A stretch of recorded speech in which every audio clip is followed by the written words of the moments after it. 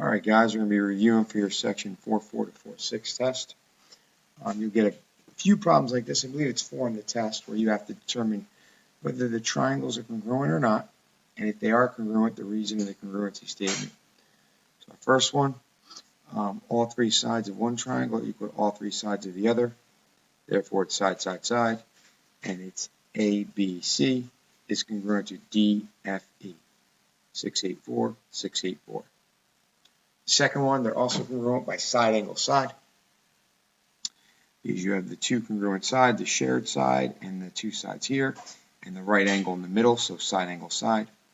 And that's going to be ADB and ADC.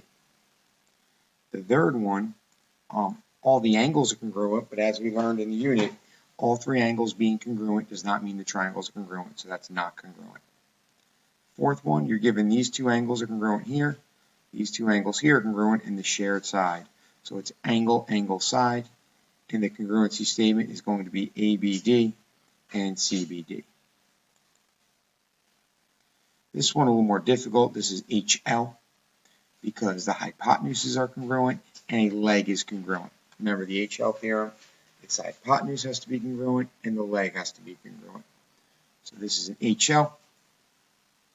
And it's ABC 2, none, 1 is congruent to CFE 2, none, 1. So ABC, 2 tick marks, no tick marks, 1 tick mark. CFE, 2 tick marks, no tick marks, 1 tick mark. The one on the right here is a basic angle, angle, side, angle, angle, side. And its ABC is congruent to DEF. On the bottom, the vertical angles are congruent. So it's side, angle, side. And we're going to go ABC, no tick marks, 2 tick marks, 1 tick mark. DEC, no tick marks, 2 tick marks, 1 tick mark. The final one, angle, side, angle. And that's ADB is congruent to ADC. Second type of question you've got in the test, I'll tell you why the triangles are congruent, and you need to give me a reason why they're, or what needs to be true to make them congruent by the given reason. So for the first one, we have HL. We know the shared sides congruent, and we have right angles. I would need to show that hypotenuses are congruent to make it congruent by HL. So my answer here is AB equals AC.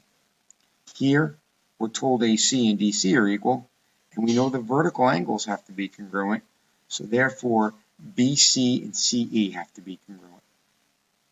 For angle, angle, side, that means the side's not included in between the two congruent angles. So this means angle C and angle F have to be congruent. So we can go angle, angle, side. And then finally, we have a shared side congruent right here. So to be congruent by angle, side, angle, my angle ABD has to be congruent to my angle CDB. This angle has to be congruent to this angle. Therefore, we have angle, side, angle, angle, side, angle. Now to our proofs. I'm a big fan of using the given before using the picture. Now please bear in mind, you can do these proofs different ways. So if you wanted to use the vertical angle theorem in this proof and prove these triangles congruent by angle, side, angle, or another form of angle, angle, side, you could. So don't assume because you did it a little differently than mine, you're wrong. You very well could be right. Once we write down the given, since the lines are parallel, that means angle A equals angle C by alternate interior angles. The lines are parallel. That also means angle B has to equal angle D by alternate interior angles. So you can prove two pairs of angles congruent by the angles being parallel. Now, the vertical angles are congruent too. That's great, but remember, we can't prove triangles congruent by angle, angle, angle. Okay, so we need to get a side, at least one side congruent. Based on angle A equaling angle C and angle B equaling angle D. If I use E as a midpoint of AC, that means AE is congruent to CE. That's the definition of the midpoint, and my triangles are congruent by angle, angle, side. Remember, the last statement of a proof is always what you're trying to prove, and the reason is going to be why the triangles are congruent. Now, when you're trying to prove a side or an angle congruent, you're going to end with CP, CTC. Here I get a lot of stuff given to me. BC equals AD, so that's one side that's congruent, and angle CBD equals angle ADB, which means we have a pair of angles congruent. So CB and angle CBD is congruent to AD and angle ADB. So my shared side of BD means reflexive, and now I have side angle side. So if triangles are congruent, ADB equals CBD by side angle side, then all their corresponding parts are congruent. So then I can conclude AB equals CD by the CP-CTC theorem. Proving C is a midpoint of DB is just an extra step. Remember, if you're given perpendicular lines like you are here, AC is perpendicular to DB, it is two steps. We first have to say angle ACD and angle ACB are right angles, which is the definition of perpendicular lines. And then I can conclude ACD equals ACB by RAT, the right angle theorem. I can't stress enough, when you see that perpendicular sign, you have to have two statements and two reasons afterward. You can't skip them. AC equals AC, that's reflexive.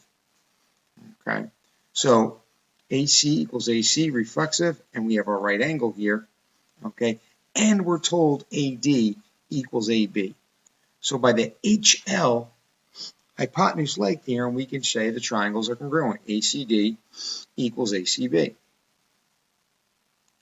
Therefore, DC has to equal BC, that's CP-CTC, and if DC equals BC, we can conclude C is a midpoint of DB, because that is.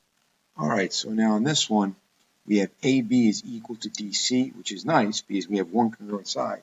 And then you're told AB is parallel to DC as well, okay? Because it's parallel, that means ABD equals CDB. Now, it's very important to understand, we can't initially assume ADB is equal to CBD because we don't know AD and BC if they're parallel or not. All we know is AB is parallel to DC. So we have to use the alternate interior angles created by AB and DC. So in this case, this angle here and this angle here. Okay. So if I go through my proof, ABD equals CDB, alternate interior angle theorem, DB equals BD, which is the reflexive property, and then my triangles are congruent.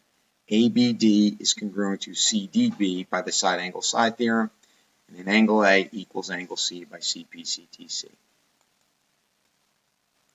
Now we're going to be using the base angle theorem. Okay. First and foremost, X and Y have to be equal because they're opposite congruent sides of the triangle. Since the top angle up here adds up to 66, 180 minus 66 is 144, and 180 minus 66 is 114. 114 divided by 2 is 57. So X and Y are 57. Well, 34 and 57 are 91. So 91 from 180 is 89. So my W is 89, and we have the linear pair here. So W is 89, Z is 91. Here, the sides opposite the congruent angles have to be equal. So opposite 70. 180 minus 70 is 110. These two angles have to add up to 110. They also have to be equal, so they both have to be 55. Here, X and Y have to be equal. 180 minus 50 is 130. 130 divided by 2 is 65. These two angles have to be equal, 65 each. All right, now our next one, when you have angles opposite congruent sides, they're equal. And if you notice here, we have an 8x squared plus 3 equals 20x plus 15. Whenever you have an x and an x squared and you can't eliminate either one of them, you've got to get everything to one side, equal to 0, and then factor it. So 8x squared minus 20x minus 12 equals 0. We take a 4 out of all of them, and we're left with 2x squared minus 5x minus 3. Taking a GCF out will make your factoring much easier. Left with 2x plus 1 equals x minus 3 when I factor. So my answers are negative 1/2 and 3. And I do have to check them both. Negative 1/2 squared is 1/4. 1/4 times 8 is 2, and 2 plus 3 is 5. 20 times negative 1/2 is negative 10, plus 15 is 5. You can have 5-degree angle measures, so that one works. If I plug 3 in, we get 9 times 8 is 72, plus 3 is 75. 20 times 3 plus 15 is 75. So in this case, both answers work. You do have to check them The second one, the 70 and the 10x minus 10 equal. These are opposite the congruent sides. 10x minus 10 equals 70, 10x equals 80, and x equals 8. This angle in the middle here has to be 40. 4y squared minus 24 equals 40. 4y squared equals 64. Y squared equals 16. And y equals plus or minus 4. Either one works. You can't have a negative angle measure, but you can have a negative variable. Now the next one we'll see were examples where they don't necessarily work. When we have congruent angles, the sides opposite them are equal. So 2x squared minus 6 equals 3x plus 3. We move everything over and we get 2x squared minus 3x minus 9 equals 0. When I factor, I get 2x plus 3 and x minus 3. So my answers are negative 3 halves and 3. When I multiply negative 3 halves in here, I get a negative number. When I multiply 3 in here, it works. I get 12 and 12. So it's just 3. Same deal here. We're opposite congruent angles, so we set them equal. 3x squared minus 20 equals 9x minus 8. We move everything over. 3x squared minus 9x minus 12 now. Take a GCF of 3 out. We're left with x squared minus 3x minus 4. And I get x minus 4x plus 1. My answers are 4 and negative 1. A negative 1 gives me a negative answer. That's no good. But if I plug 4 in, 9 times 4 is 36, minus 8 is 28. 4 squared is 16, times 3 is 48, minus 20 is 28. So the answer is just 4.